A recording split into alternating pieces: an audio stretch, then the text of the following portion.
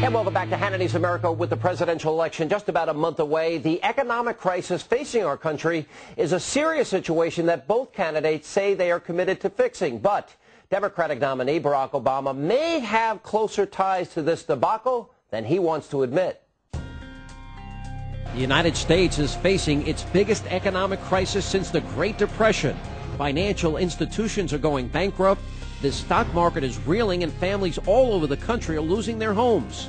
With the presidential election just weeks away, rescuing the economy is by far the most important issue facing the candidates. Democratic nominee Barack Obama likes to blame the economic crisis on President Bush and the Republicans, but it's actually the Democrats whose fingerprints are all over this mess, and it's the Illinois senator himself who has ties to this shameful debacle. It all started in the 1990s when greedy mortgage companies started handing out loans to people who clearly couldn't afford to pay them back. Now, I'm no economist, but isn't that Finance 101? It was Fannie Mae and Freddie Mac that bought up a lot of those subprime loans. As a result, both mortgage giants beefed up their portfolios with billions of dollars in risky loans, many of which were destined to fail. Top executives, well, they continue to take their sky-high salaries until earlier this month when Fannie and Freddie had to be rescued by the federal government. So what does this all have to do with Barack Obama? Well, two of the presidential nominee's advisors are knee-deep in the Fannie Mae mess. Longtime Washington Democrat James Johnson was the CEO of Fannie Mae from 1991 to 1998.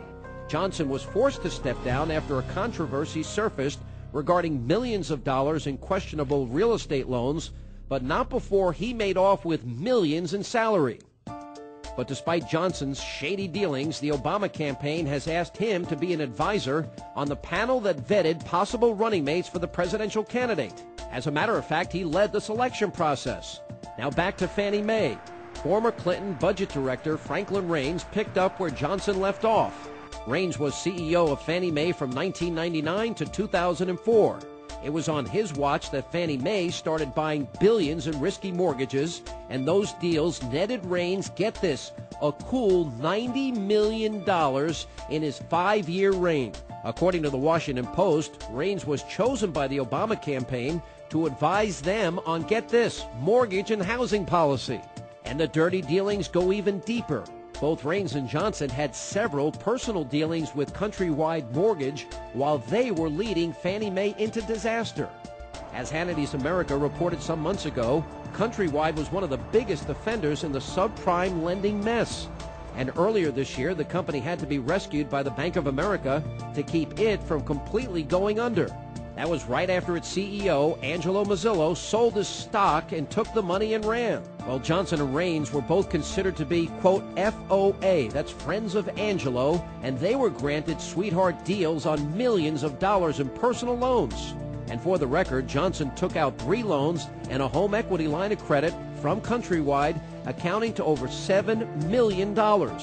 Now, Raines was a repeat customer, refinancing a $1 million loan several times at well below average rates. And by the way, another high-ranking Democrat served as vice chairman of Fannie Mae while Raines was CEO. And that's Clinton Justice Department official Jamie Gorelick. She's also known as the author of the, quote, Wall of Separation. That's the wall that kept the CIA and the FBI from sharing terror information before 9/11. She took in $26 million during her tenure at Fannie Mae. Now, if Obama's associations with these characters isn't enough, well, here's the kicker.